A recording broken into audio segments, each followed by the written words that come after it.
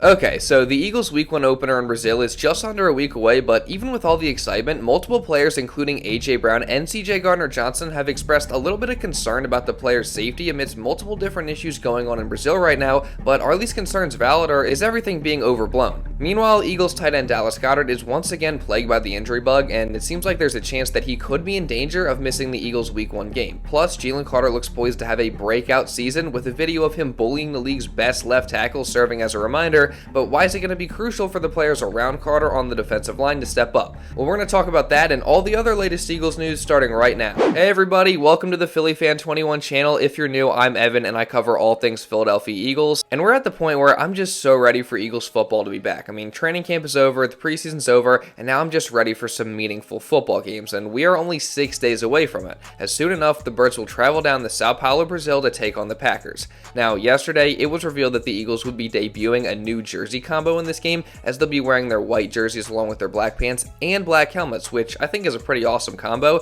But yesterday I did say in my video that I didn't quite understand why they chose to debut this jersey combo in this game, because it's not like they can't wear green because the Packers are wearing it, so I just didn't really have any explanation for it. But a commenter and subscriber of mine by the name of Tony Branch kind of called me out and explained the reasoning behind it. So first off, sorry I missed that. I'm going to miss things from time to time, so just bear with me on that. But after reading the comment and doing a little more research, the jersey selection actually makes perfect sense, as this is the first NFL game ever in Brazil, and the whole reason they're doing it is to try and grow the game and make it more of a global sport. And the Eagles were selected to be the home team for this game, so it seems that the NFL wants the home crowd in Brazil to be on their side.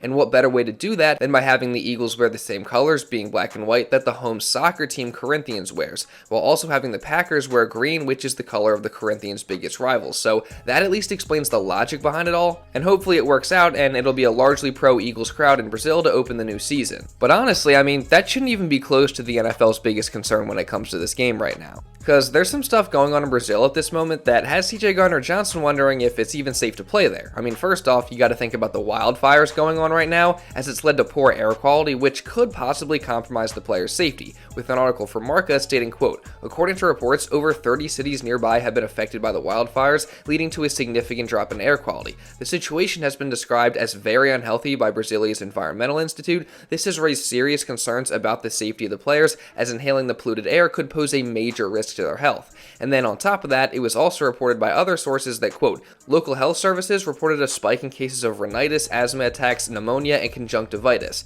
And then on top of that, it seems like both teams have other issues to worry about as well, with A.J. Brown revealing that the Birds, probably along with the Packers, were given a pretty serious list of instructions regarding what not to do when they're down in Brazil. We had a meeting yesterday, and it was like a whole bunch of don't do's, and I'm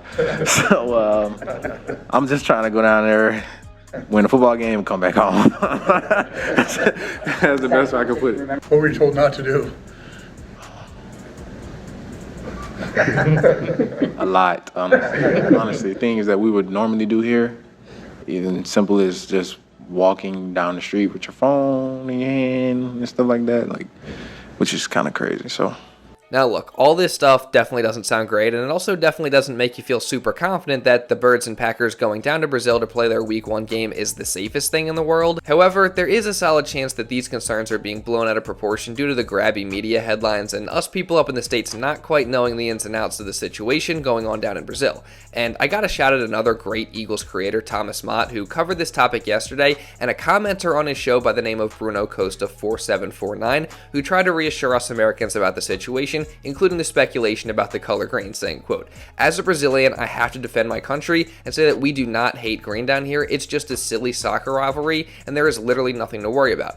As of the wildfires, which are not that big compared to what we see in the US, they're happening very far away from the city of Sao Paulo, and the air quality in the city is not great, not because of the wildfires, but due to pollution. Still, it's definitely not as bad as cities in the US as well. Finally, Brazil is not the safest country in the world, and I admit that, but we are very open to the NFL and their players who will be very well received here. Brazil has the third biggest NFL fan base in the world, and we are very excited to receive our first NFL game, and the stadium will be packed with Eagles and Packers fans wearing green." So that definitely does make me feel better about the whole situation, and I think being a week out from the game, the wildfire and air quality situation can still definitely improve, and regarding concerns with crime and things of that nature, as long as the players listen to what they were told in these meetings and don't put themselves in bad situations, then they should be okay. But what do you guys think? Are you at all worried about any of these concerns, or do you think everything will just be okay? But now, moving on to more football-related things, the Eagles' first unofficial depth chart has been released ahead of their Week 1 matchup with the Packers, and although we probably already could have figured who'd be starting at each position, this gives us an even better idea. So, starting at cornerback number 2 opposite Darius Slay, Isaiah Rodgers is listed in that spot, which again is no surprise,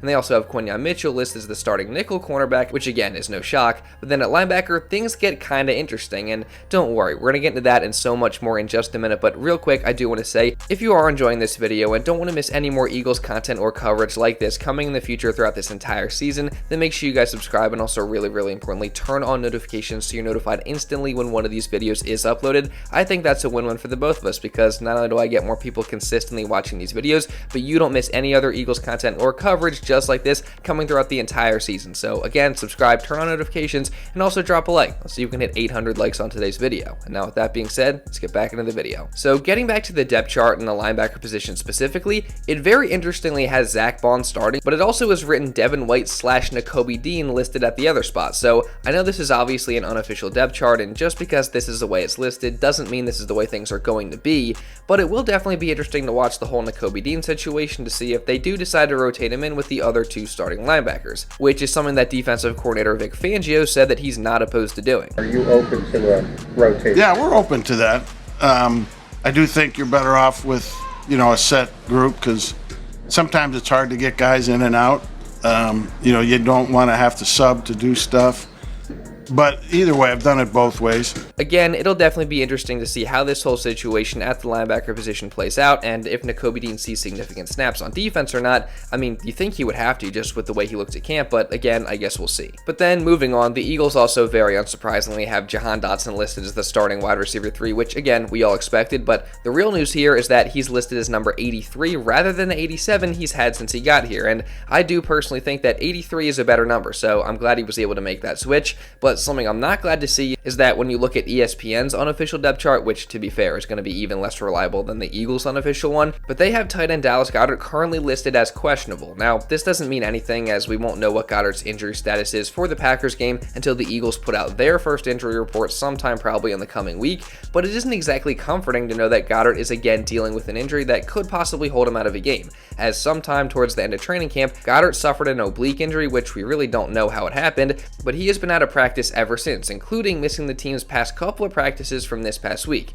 Now, the good news is that it obviously isn't a serious injury that's going to keep him out for a very long time, but it is still just a little concerning the fact that Goedert always seems to be dealing with something at some point during the year. I mean, we've been saying for years now that if Goedert just was able to stay healthy for a full season, he'd easily be considered one of the best tight ends in the game. So the fact that he's again just dealing with something even before the season begins this time isn't exactly ideal. Now, that being said, I don't think we should be too worried because again, it's clearly not that serious, but this will definitely be something to monitor as we get closer and closer to the Birds' Week 1 opener in Brazil. But now, switching over to some Eagles roster news, the Birds added somebody to the practice squad yesterday in defensive back JT Woods, who was a third-round pick by the Chargers back in 2022. Now, Woods has appeared in 13 games over 2 seasons, one being a start, and he's logged just 8 tackles in those games. But he was a fairly high draft pick very recently, so we'll see if the Eagles can develop him at all on the practice squad. And then, in addition to that, the Eagles have officially lost somebody who was on the initial 53-man roster in Marlon Tuipulotu, as Andy Reid and the Chiefs scooped him up after the Birds cut him so they could sign Byron Young. So that honestly kind of stinks because I think Tuipulotu has been a solid depth piece over the years on the defensive line, but the Eagles have pretty good depth there anyway, so while it isn't ideal to lose him, it'll probably be fine, and just good luck to him in KC. But now, switching over to another defensive tackle, we look at Jalen Carter, who obviously everyone expects to have a breakout season in his second year with the Eagles after an impressive rookie year, and there's a lot of people, including myself, who think JC is going to be the Eagles' best defensive player. But with that comes challenges, as offenses are going to be doubling him, and they're also going to be consistently keyed in on him and just trying to stop him in any way that they can, which means it's going to be crucial for the other guys around Carter on the defensive line to take advantage of the opportunities that they have while the offense isn't as focused on them. And NFL analyst Brian Baldinger recently broke down this whole situation in this video. Jalen Carter, 98 for the Eagles, was their best defensive player last year. When you're the best player, you get the most attention. So you get the chip from Kittle. And then Trent Williams is on you, and you just beat the best left tackle in the whole game. But this is what he's going to see this year. There's no Fletcher Cox this year, all right? But he's going to get this. So you got one-on-ones across the board, all right? Everybody else is one-on-one. Jalen Carter is just battling his butt off right there. You watch him in the run game. he's going to get the attention in the run game. But he's just that good that when you get doubled like this, you get off the block and you keep McCaffrey out of the end zone. This year, who's going to be that guy that's going to take the attention away from Jalen Carter? Like you watch this right here, and they lined him up in different places. But there is Tyler Smith and Tyron Smith right there. Everybody else, one-on-one. Who's going to win the one-on-ones this year? When Jalen Carter, when they slide to him, when they double him, when they game plan him, when they triple him, when they chip him, who's going to pick up the slack this year when Jalen Carter plays?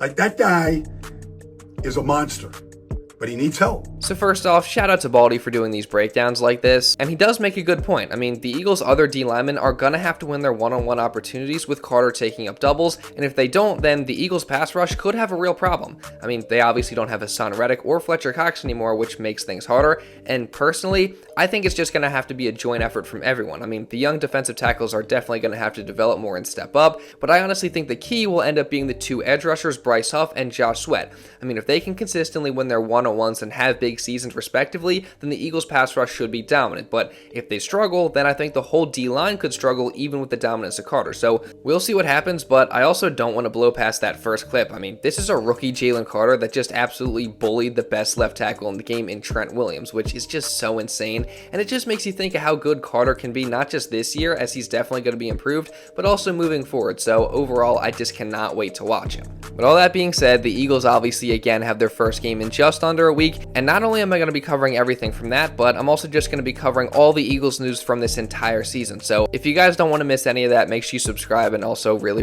importantly, turn on notifications so you're notified instantly when one of these videos is uploaded. And also make sure you guys drop a like to show some support. If you did enjoy this video, I'd greatly appreciate it, and also leave a comment down below just regarding anything that I talked about in this video. How concerned are you about the situation going on in Brazil right now? Again, give me your thoughts down in the comments, and also if you want to watch another video going over a recent move that the Eagles made that could end up being pretty underrated, you can check this out right here. And now with all that being said, that's pretty much all I got for this one, guys. So thank you all so much for watching, and I'll see you in the next video.